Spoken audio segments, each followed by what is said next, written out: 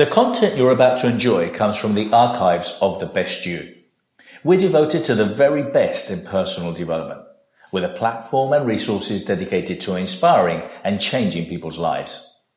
At The Best You, we work with the world's leading writers and trainers on the evolution of the self, and people whose journeys have been affected by their work and words. These Best You EXPO talks are recorded in front of a live audience in a live event. We highly recommend that you focus on the message. As they say, what you focus on expands. Enjoy. The title of this talk is How to Sell Sponsorship and Raise Money with Dave Meltzer, narrated by Scott Duffy. I'll explain a little bit more about Dave in a minute, but Scott is a TV online personality, keynote speaker, and business coach. He began his career working for best-selling author and speaker Tony Robbins and went to work for several big media brands like CBS, Sportsline, NBC, and Fox Sports. So Dave has 25 years experience as an executive in legal, technology, and sports industries. Dave brings his expertise to teach you how to get aligned with your target market and highlights the impacts and the capabilities of event sponsorship. In his talk, moderated by business coach Scott Duffy, Meltzer explained how to plan and increase engagement and the best ways to make an impactful connection. Dave is a great guy. He has a phenomenal platform. He's very respected in the industry of sports sponsorship. He has a great podcast. He's a phenomenal coach. And I've had the pleasure of meeting him several times, and he spoke at the Best You EXPO. He's just a great guy, down to earth, and I highly recommend you listen to him because when Dave speaks, people listen. Enjoy. Thank you so much.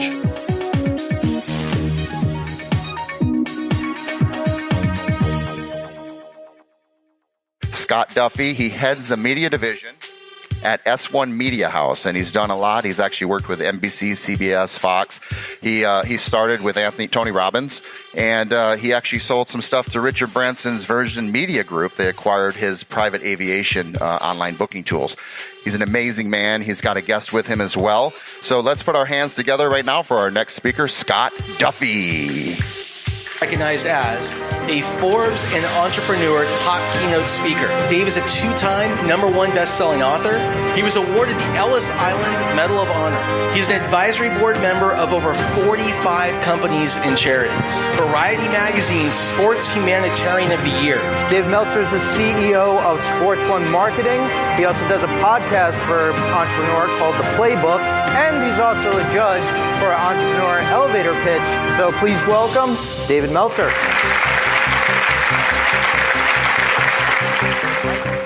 Ladies and gentlemen, please welcome Dave Meltzer. That's a lot of punch. Small but mighty. That's my theme. That's awesome. How you guys doing today? Yeah, I love All it. right. Like everyone's here in the front row. They're High pushing energy. All right. That is awesome. That is awesome. Well, Dave. So Dave actually just finished filming an entire week for his television show, Elevator Pitch. How many of you guys have seen Elevator Pitch? Yeah, it is an awesome show. They just filmed season 2. Yeah. Can you tell us about that? Yeah, it's interesting because so many people want to do TV shows, and I've always said the entertainment business scares me. I was blessed to work with Lee Steinberg, the sports agent, and he did Jerry Maguire in A Given Sunday, For the Love of the Game. And the first time he asked me to be an executive producer, I actually looked at him and go, I don't know how to make movies, man. And he goes, no, executive producer, he raises money. I go, I could do that. And it's interesting because the entertainment business is really like being a jilted mistress in a filthy business. You're like waiting around, and everyone's lying everywhere. And that energy is not one that I like to carry. So I really wanted to do my own TV show, and I started and reverse engineered how to do it. So unlike other people that have great ideas, I started with the money. And I decided I'd invest in myself, and I believed in the idea, and I got great partners, and I created a sizzle. An actual sizzle was a pilot, and I proved the concept, and then I went to the sponsors and I said, hey, we're going to distribute this. Do you want in? And we got the money first. And wow, the experience has been incredible. 23 million viewers the first season. Wow. Extended out 4 seasons, and now the sponsors are filling the void that we created. So I, really learned a great lesson. And Elevator Pitch is the #1 digital business show now on the internet. Yes. Yeah. We're lucky to have that. And some networks are interested. Because I'm not a TV person, they taught me some great lessons on what to do the second season. So we'll see if it worked. Well, walk us through what it is. Sure. Yeah. Well, one of the things that I've learned is that although everybody wants to be an entrepreneur, they don't know how to pitch. And I know I have one of my dear friends, Dee Dee Wong, who has a Yes Academy for teaching people this. And I wish I had more time to teach. But, think about this. We did a show. This is second season. So you figure we have thousands of entrepreneurs applying to be on the show. And we narrowed down to 100 that are on the show. And you would think after season 1, they would get the idea of what the show's about and what we're looking for. But yet 80% of the people in the elevator pitching us for 60 seconds what their idea is, they don't even ask anything. It's like life. So many people don't ask. Or if you're strategic about it, you don't have to ask, attract, right? Tell a story that's situational enough to attract what you want. And I think that's a key, not only in the show, but in life. I have learned to ask and attract and understand how to do that. So you get in the elevator, you got 60 seconds, and walk us through how that works. Yeah, so you're by yourself and a camera, and you have 60 seconds to pitch your idea. There's 4 judges. Usually at least 1 celebrity judge to make it fun and interesting. The rest are VCs, angels, really knowledgeable business people. And in that 60 seconds, you have to convince us to open the doors. You come up 60 floors. We either send you down or open the doors. And when you do, it's then becomes Shark Tank with Soul. The judges are there to mentor you. We're there to all agree. We're not trying to squeeze you. It's an abundant show, not one of scarcity. So even the people that don't get funded, you're featured on Entrepreneur and Indiegogo for crowdfunding. You get coaching, advisory, a whole bunch of things that our partners like Sprint Business, Entrepreneur, Indiegogo, L'Oreal, Denny's. There's just a variety of companies that have helped to facilitate accelerating what their dreams are. So what is the craziest idea you've heard so far? Craziest idea. My favorite was, if anyone knows Disney, remember like that crazy, wacky professor? So this guy looked just like him. He had business cards. He didn't even memorize it. And he's reading it, but then he breaks out this mechanism and he said, look, you can extract oxygen from fire with frequency. And if I press this button, I can extract the oxygen and put out fire.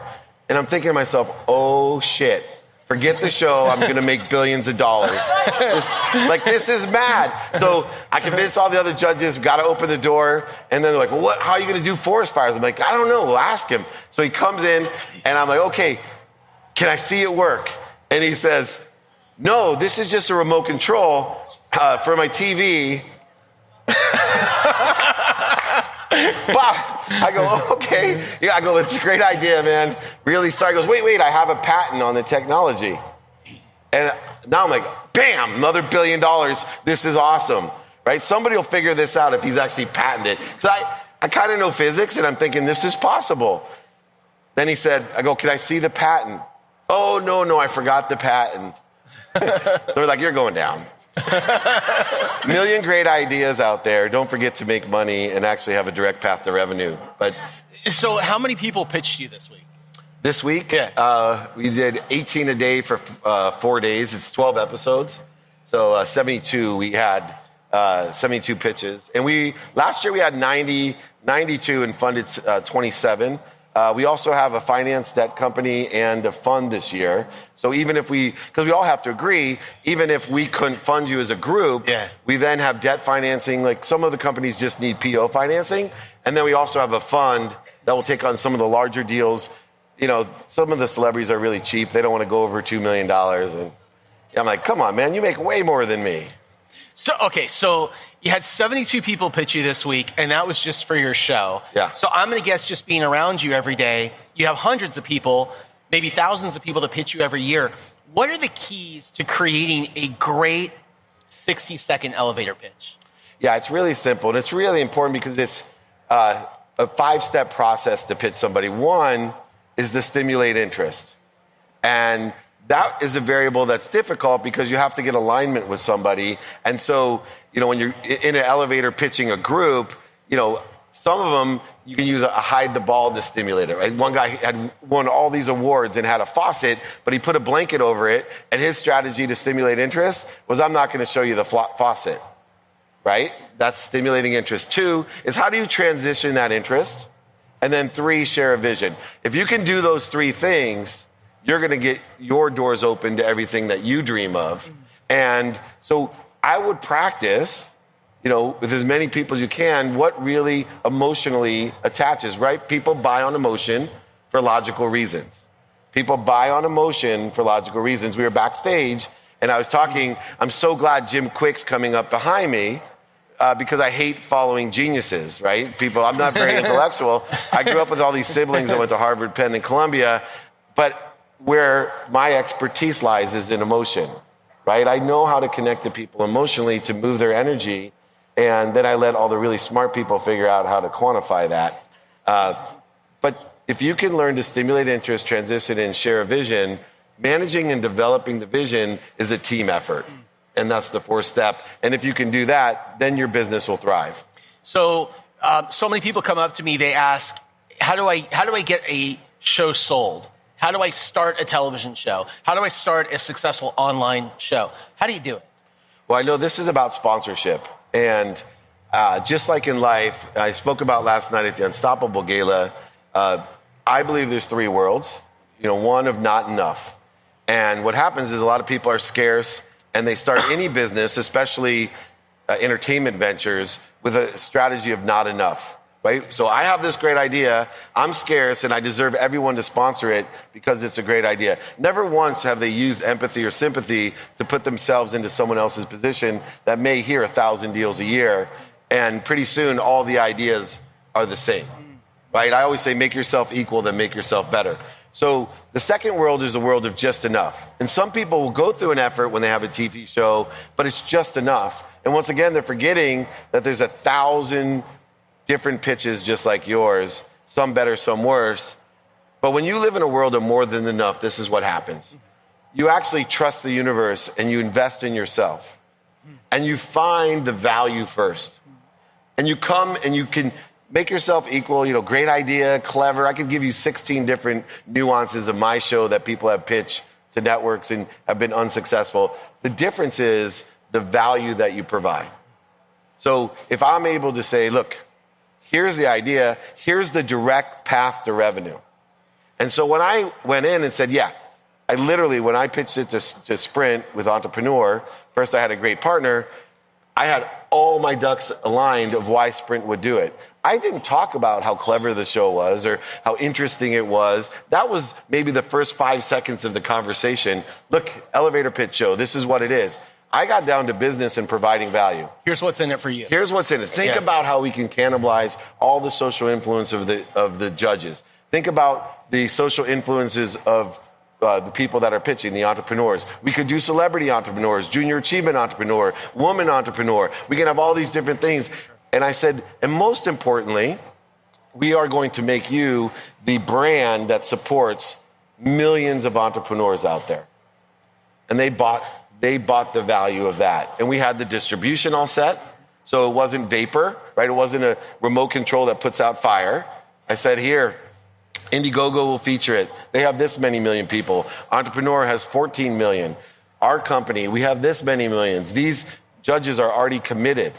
They have this many people. And I told them I would be very surprised if we weren't going to get over. And mine was based off of 10 million people. All the numbers of what they gave us was based off of, if we can get 10 million people to watch the show in year 1, we'd be ranked in the top 10 of all digital business shows.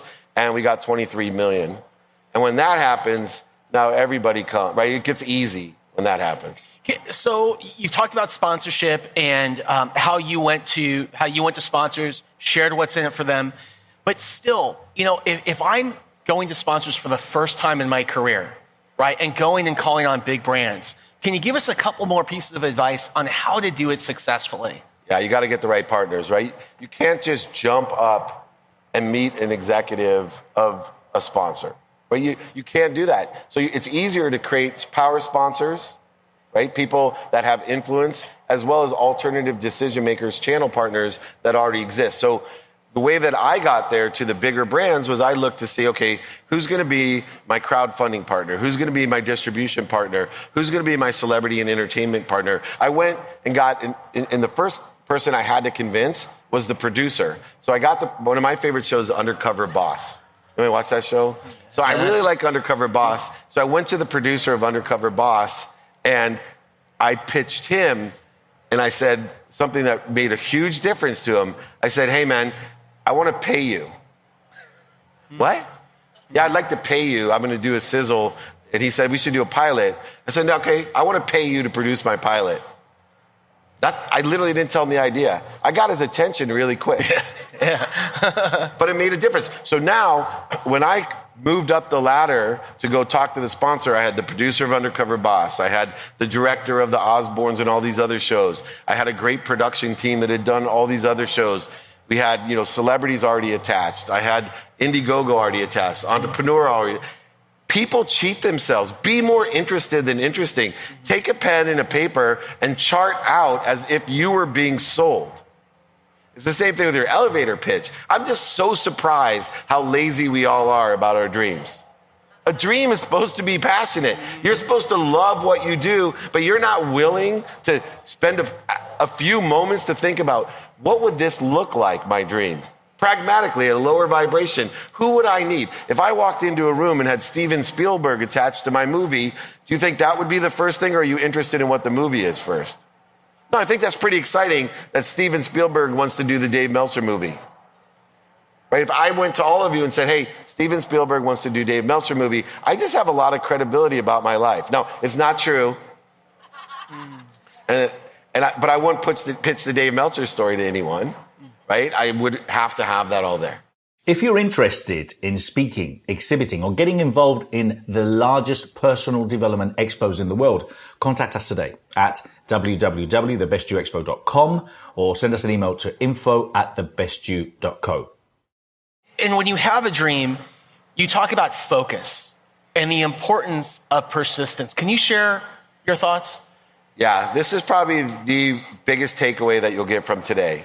Number one, I believe happiness is derived by the consistent, that means every single day, persistent, without quit, enjoyment of the pursuit of your potential. And where people fail is they don't understand, believe it or not, consistency. They believe in enjoying the pursuit. They believe in, there's a lot of no-quit people out there. But where people fail is what I call, and you can ask Jim after me, because he's way smarter. I call it the zero effect. I studied physics, quantum physics, and metaphysics, and I'm not sure I really knew what I'm talking about. But I do know this. The zero effect is what really stops everything from happening. Let me tell you what it is.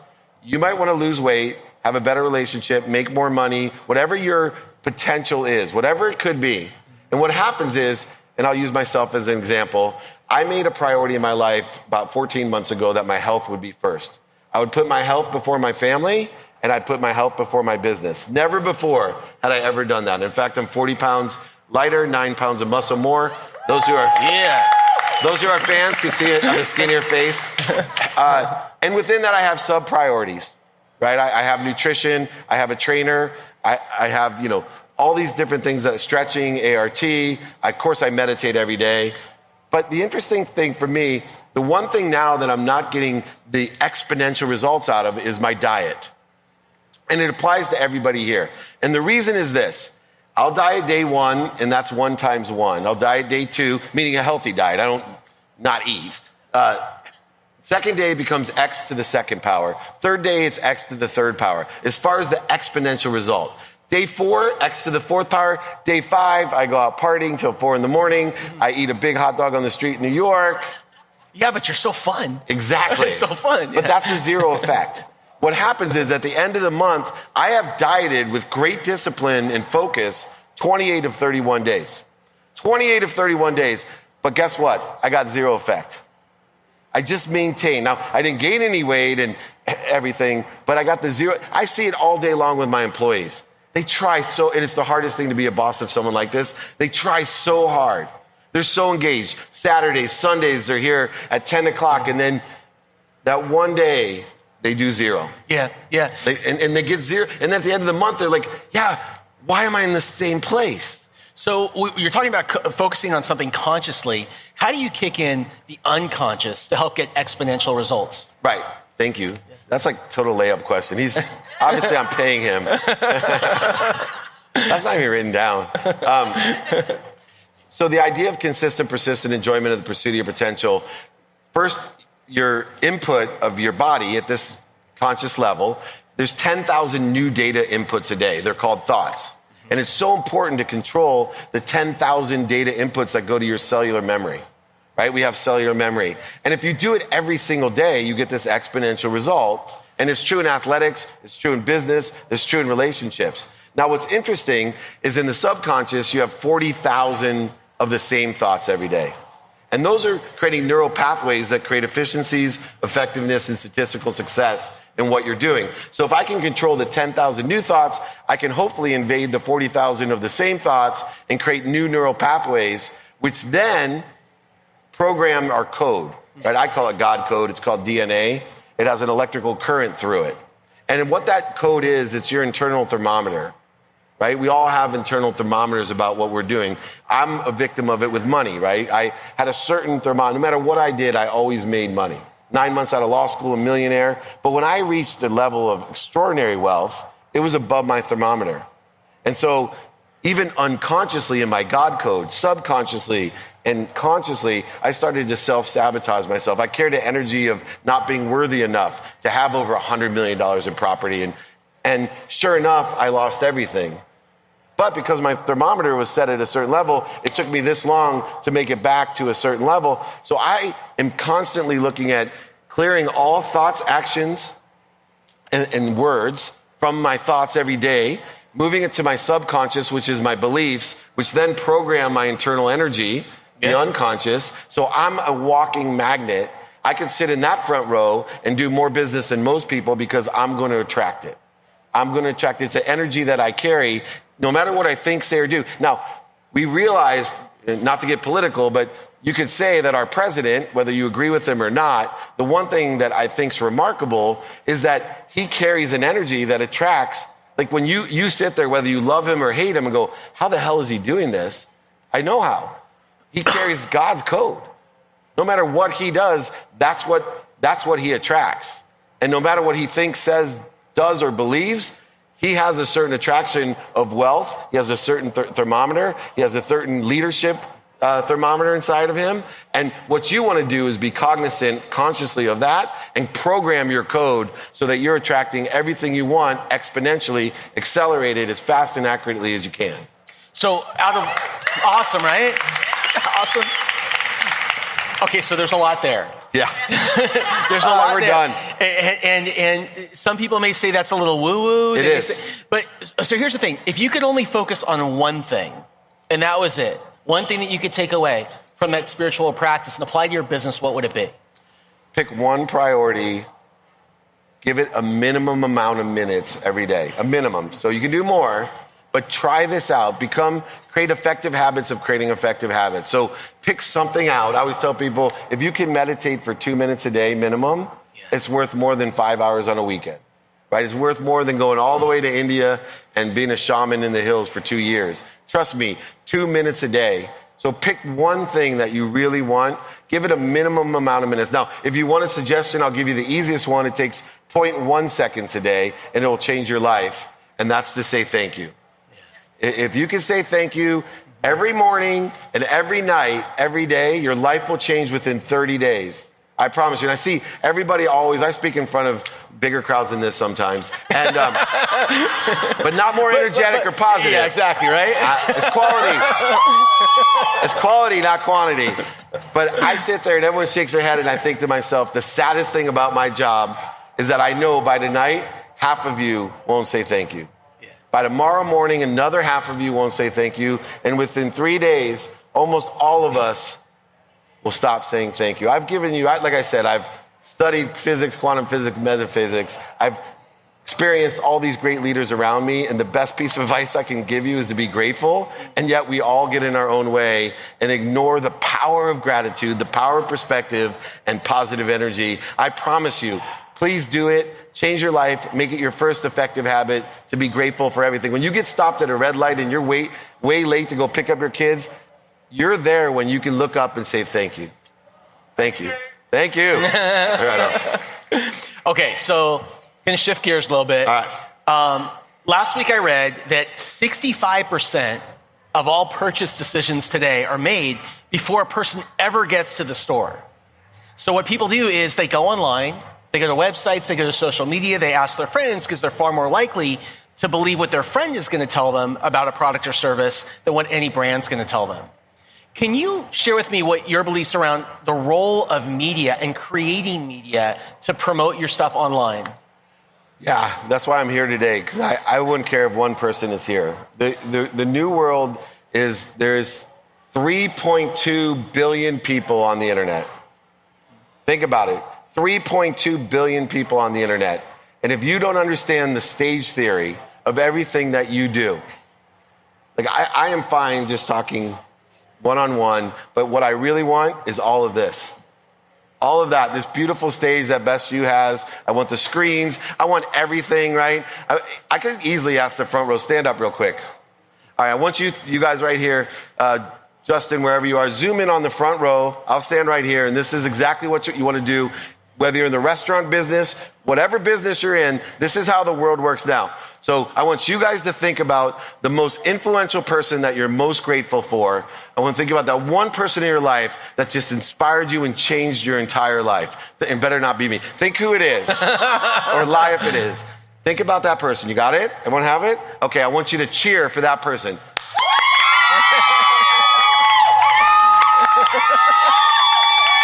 Okay, thank you. Sit down. Okay, that's what you do in business today. Because what I did is I just created a video for the internet that's going to show huge screens, a huge stage, everyone going crazy for the person that they love the most, and it's going to look like it's for me.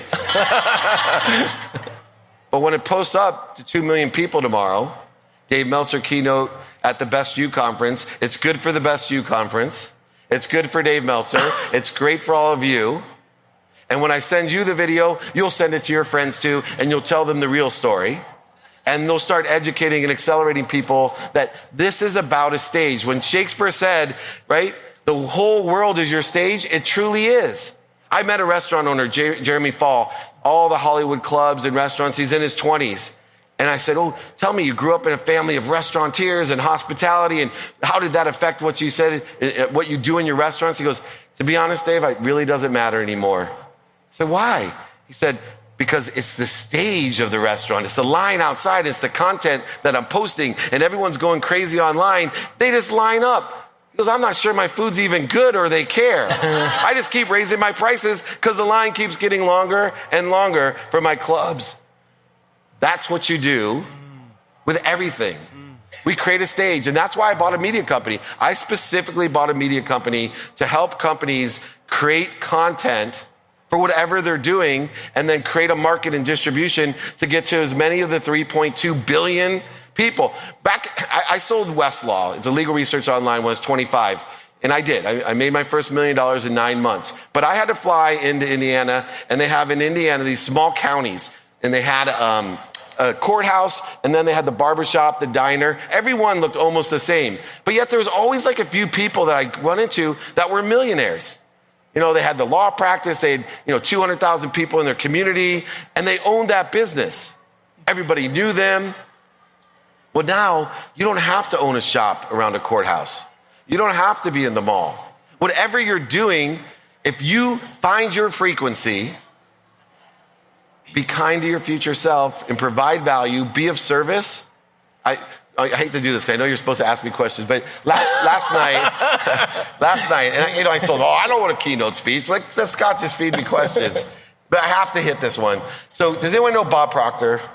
Yeah, I love Bob Proctor and Sandy Gallagher. They're the biggest donors to Unstoppable Foundation. They match every dollar up to $500,000. And I'm so glad that we even raised more than that.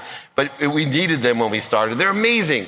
But last night, about 6 times, I kept hearing Bob Proctor and Sandy Gallagher and Cynthia Kersey and Jack Canfield and Reverend Michael Beckwith and all of my mentors that I grew up in the secret watching, and then they're now my peers. They all said the same thing. They all said the same thing.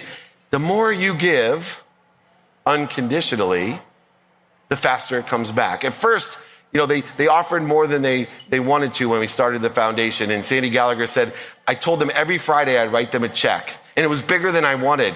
And I was so scared. I wrote that first check and I was like, I'm not going to send that thing. Maybe I can wait 2 weeks. But I did it.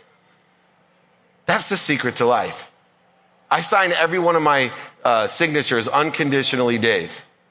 And I do. And my business partner, Warren Moon, asked, Dave, what's the unconditionally for? I told him, honestly, first, because I can't put hypocritically. That'd be more honest. But I do. I live my life unconditionally. I shifted the paradigm of value.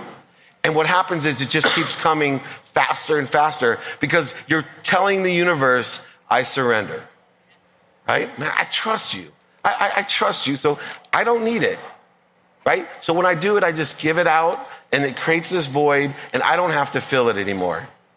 And I just really want to reiterate to all of you that the more that you can give without expectation, Bob Proctor said the last thing on him, and I'll go back to a question. He said, if you give with expectation, any type of expectation of giving back, it's not giving, it's trading.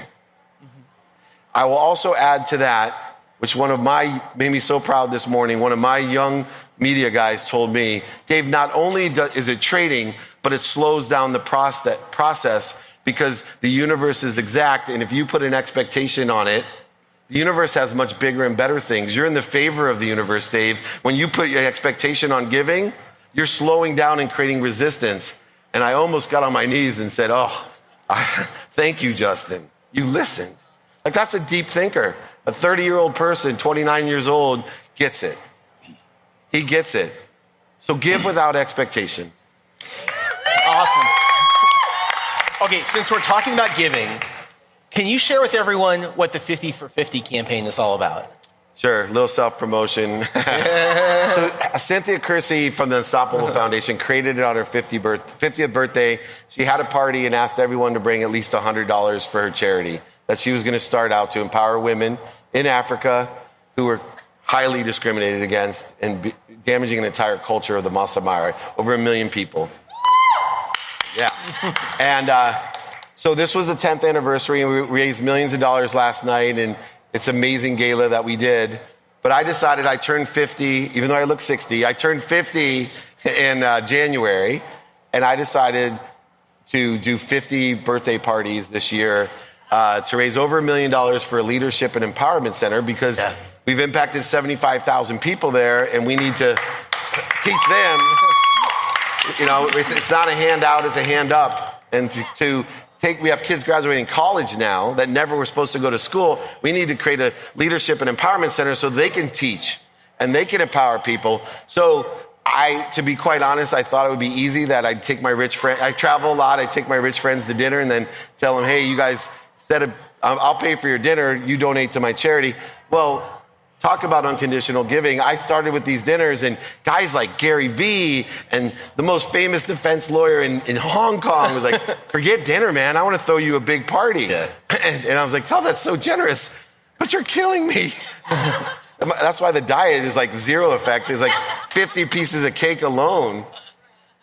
Having promoted more than 600 speakers and more than 65,000 people attend my seminars and courses and workshops and expos, having read so many books and attended so many courses, I really realized that the basics of personal, professional growth is based on the power of the question. Asking yourself empowering questions. Read my new book, The Question, Find Your True Purpose. It's based on my work, 30 years of entrepreneurship, all the experiences that I have, my manifesto, and what's really important. So for more information, go to www.thequestion.co. Since we spent so much time on charity and giving back, Would you mind talking a little bit about what we do for the holidays and what you have the staff do? I know you're a little uncomfortable talking about it. Can I play this? Because this is not a setup, but I brought it here. Hopefully you can hear this. Sorry, Scott, I'm embarrassed you. Okay. This is what I do for the holidays. Hopefully it'll play impromptu. Do you want to set it up first, though, what we were doing? I kind of wanted to play this. Okay. Well, no. For the holidays, and I went to Target. I was walking around.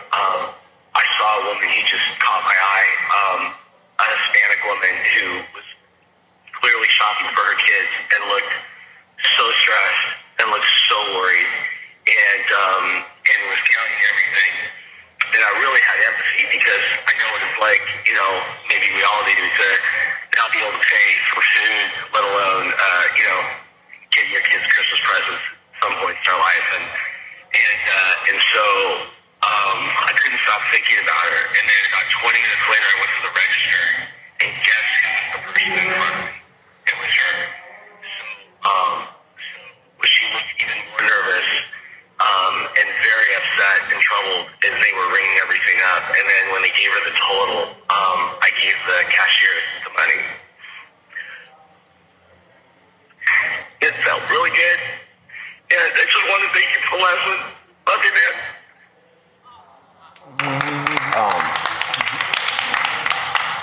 So what we do is that I give money every Christmas to every employee of mine. We take half the day and we go out and we change lives by giving. But what I really do is I teach people how good it feels to give.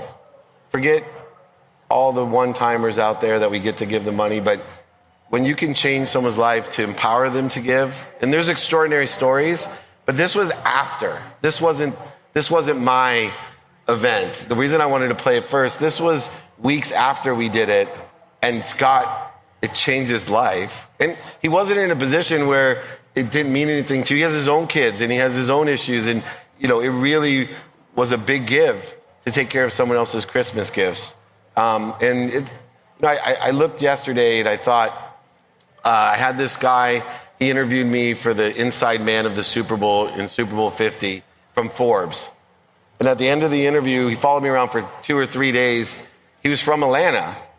And I said to him, hey, I just really appreciate you, taking a different perspective of the Super Bowl, one of giving. And so I got you a Super Bowl ticket. And he tears coming down his eyes, like, well, whose ticket was it? I said, well, it's mine. He said, well, you don't want to go? I go, I'm not from Atlanta. I probably won't ever get to go see my team because it's the Chargers. And I said, but it's a gift because I want an excuse to go home and see my 8-year-old son. I want to sit on the couch and watch it with him. And so you're giving me a gift. And so he became good friends with me, had a great time, except for at the very end. And I asked if he wanted to go to the Masters with me. And he did a big feature article. Well, when the time for the gala came, I asked if he would donate interviewing someone on Forbes. And he said, absolutely. I'll interview them, highlight them, a video and an article. And it went for $28,000 last night. I texted him real quickly, hey, can you do 2 of those? And he said yes. And we ended up with $56,000. Yeah. So the same as Scott, the same as my Super Bowl tickets, the universe is full of way more favor than you ever could imagine. I gave unconditionally a ticket that may be worth $5,000 or $10,000 to someone who really appreciates it, and the universe gave me one of the best Super Bowl moments of my entire life, sitting with my son and exposing him at a very young age to how cool my favorite sport was. And then it somehow turns around, and the impact that $58,000 is almost 3 villages that it will build. Yeah. From a dumb Super Bowl ticket. So unconditionally, that's what we do, not only for the Christmas time, but we do it every day. Talk about gratitude, empathy, accountability, and effective communication. And it becomes exponential. So as an example, what we did for the holidays with Dave's office. And if you couldn't hear it, I was at a Target, and I went and I just happened to be shopping. And this was after the event that we did. And there was a woman who was clearly shopping for her kids for Christmas and was looking through her, and she didn't have the money. Anyway, the feeling was so amazing to be able to help. And so for Dave's birthday, 50 for 50, what I'm contributing is finding 50 people, 50 of my friends, my family members, whatever, 50 people, and taking them to Targets and then having them go through the same exercise and having them help give towards the 50. So it becomes exponential and is what happens. Yeah, and one thing I want to tell people, my motto is make a lot of money, help a lot of people, have a lot of fun. I'm a pure capitalist. Excuse my language, I love to make money. I love what money can do. It's an energy that I love, and I'm not ashamed of it. I ask for it, I attract it, but the best way to do that is to do it with the right energy, with the right purpose, and it's a hard thing to understand because I went through the first period of my life before I lost everything. I could manifest I thought I was in control. I could make money myself. Right? Someone asked me about meditation on a plane one time. I rolled my eyes. I'm like, I'm not sitting at home high on my mom's couch. Let my wife do that, right? I grew up with nothing. I have a Ferrari, a Porsche, and a big ass house. And that wasn't the way to do it. The universe unraveled a great story for me and said, you can have all those things, Dave, if that's what you want, or you can give. You can provide value and attract effortlessly, in complete surrender, out of your own way, whatever you desire rapidly and accurately by helping others, by being of service. When I'm of service to L'Oreal. I'm of service to Wheels Up. I'm of service to Sprint. And I'm making them a ton of money and they're paying me. But it's amazing what I can do with all of those wonderful things. Even I felt guilty. I bought this beautiful beach house in San Diego and now I donate it and it raises thousands of dollars. And I get to stay there every once in a while myself when I want to use it. But it's just a different philosophy that I want to give to everybody, to give first and to be of service. Definitely. A lot of people feel resistance to asking for money, and they don't understand how that actually helps them in the pursuit of their pure potential. Can you talk to that? Here's why you feel guilty. Who here loves to give? Raise your hand. All right. Who here loves to receive? Raise your hand. So always about half as many people, and there's a little resistance. The reason that people don't ask is that they don't understand the 120 rule of value. They don't. And so where my life changed is I started thinking, when I wake up every day, my first prayer after I say thank you is, may God put in front of me 10 people I can help. I wanted to load it, man, fill my pipeline. Right? Instead of 10 people to sell, I wanted 10 people I could help. Load my pipeline with value, people I can help. And where people fail from asking is that if I told each of you today that I'm going to give you a bag of $100 bills and I want you to go out there as fast as you can and I want you to trade the $100 bill for $20 bills. Who here would like and enjoy to do that? Anybody be afraid to ask someone to do that? No. That's where we all get in trouble about asking. Is we're lazy. We get in our own way. We're not kind to our future self. We're not more interested than interesting. And we don't carry the energy, right? We carry a shortage, a void, an obstacle energy. A scarce energy. Oh, can I ask you for a favor? Well, that's not the way you're going to go up to somebody when you have 100. You'd be like, hey, can I give you a $100 bill for 20? Right? No, honestly. Who here has a 20, by the way? Anyone? Come up here in the back. Oh, shit. Never mind. I don't have my wallet. Come here anyway. I'll owe you 100. Would you mind? I'm Dave Meltzer. You're awesome. Thank you. Hi, Lauren. Would you mind? Can I trade you this $100 bill for 20? You may. Thank you. May I give this back? No. Thank you. Do you feel good? I feel great. Yeah, me too. No, I do. I feel great. That's how I ask people, because I'm not going to ask you for anything unless I've done the hard work to tell each of you, look, I want you to sign up for my AMP. I want you to sign up for my media, my content, because I know I'm going to charge you $20, but I guarantee 100's coming right at you.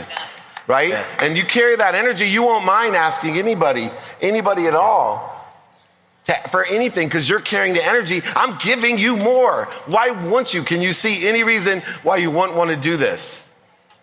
And I appreciate you offering the money back as well, but it's not the point. I see so many people fail before they start because they're carrying the wrong energy. Well, and just by putting yourself around the energy, a 20 just landed in my there you go in my pocket. Okay, and wait, one more thing. When you're confident, it all comes back to you exponentially. Yeah. Once you give as much as you can, look at Bob Proctor, Jack Canfield, Reverend Beckwith, Blaine Bartlett, Barnett Bain, all the multimillionaires that I know, they give everything. Yeah. And it just keeps flowing. They buy shit, and all of a sudden it's like, oh, I just bought this. Oh, it tripled in value. Right? They could buy like a shitty car and somehow that becomes the antique of the year. And because they're giving it all to charity, right? They're giving it all to charity.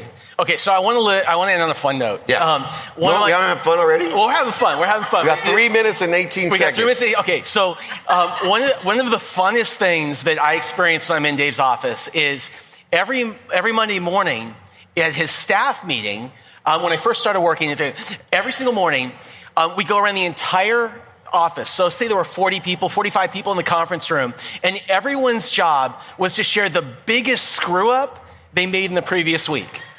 Like, I have never been in a meeting where your job was to share the biggest thing that you screwed up, messed up, effed up in the previous week. I think we call it the Stevie Awards. Or Stevie Awards. I used to call it the Dummy Tax, and then it was the Jerry Awards, and then you named it the Stevie Awards, so I like it. Yeah. So what's your thinking behind that? Biggest mistake people make is they're afraid to make mistakes. Who here has made a mistake before? Come on. So exactly, what I don't want you to do is make the same mistake twice. So what's the biggest asset I have in my company? All the effing mistakes. So every Monday morning, I want to know all 45 of the biggest mistakes. So not only will you learn from what you've done, but all other 44 people, and most importantly, whoever made the biggest F up gets a $1,000 bonus. So we encourage you, because if you're not making mistakes, you're not trying. You are not trying. Look at, I'm an athletic guy, meaning I've represented athletes and tried my best. But one of the, some of the greatest feats ever come from the athletes that have made the most mistakes, right? The greatest basketball players have missed the most shots. Take the goddamn shots. Learn from them. Now, if you make the mistake twice, you're in trouble. You make it 3 times, it's a good time. I don't fire anyone. I just stop paying you. You're welcome to hang out and learn. I'll keep the desk there for you. Anyway, we got 1 minute and 28. 1 minute and 28. What should I ask Dave? Do you guys have anything burning? Any questions? Yes.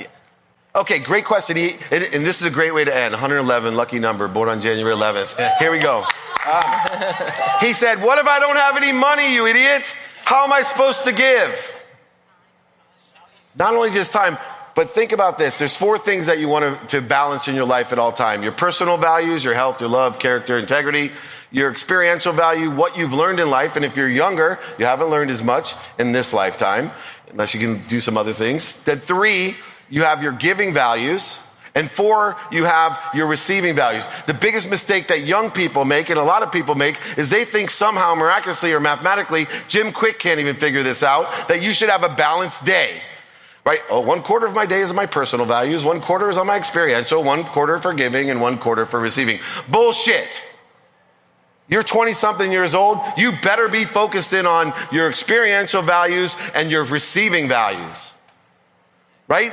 You'll have time when you're Jack Canfield's age to do 99% of your time on the giving values. 2, challenge yourself. Be more interested than interesting. Think about what you do have to give. We all have something to give. I've had kids ask me for a job and say, I don't really have. No, you have something. One of my best editors in my media company, which I didn't own when I hired him, literally said, I'll do anything. I said, I know this sucks, but I have a lot of product sponsorship. Can you be the delivery guy? If you want to be around this, you got a driver's license? And then he's like, I need extra money, Dave. You're a cheap mother. And, oh, cool. Would you mind babysitting? I travel a lot. Would you mind staying with my kids? Right? These kind of people that hang in there and keep going. He's now one of my best editors, and he's like family to me. I can't tell you how many guys that I've met from really powerful people that this guy was just some other position and just kept working and developing and working and giving and giving. You know, I have a guy from China told me that he's followed me around, wanted to shadow me in New York from St. John's, barely spoke any English. He now runs my entire Chinese brand. But he's still, I love this kid. Think about the effects. He's like you, doesn't have a lot of money because I'm paying him. But I fly in a lot, 1:30 in the morning to LAX. I live in Orange County. He told my executive assistant, whenever Dave needs a ride, because I have this mobile office for efficiency that I work in, please let me drive him because I want one-on-one time. Right? Because it's hard. There's so many people always asking. So I just want, and for him, he sees people paying me to business coach them and life coach them. And he figures if he drives slow enough, he'll get at least an hour. An hour of my time. And not only does he learn a lot and has accelerated his career, but I respect it so much. And I'm obviously grateful, but I respect the fact that he sees beyond. I respect the fact what Justin told me today about resistance. And I most of all respect all of you for coming on a Sunday morning and sharing your time with me. If I can ever be of service, I'll have my business cards, my books. You can find me at David Meltzer. I love you all and appreciate you. Thank you. A big hand for Dave Meltzer.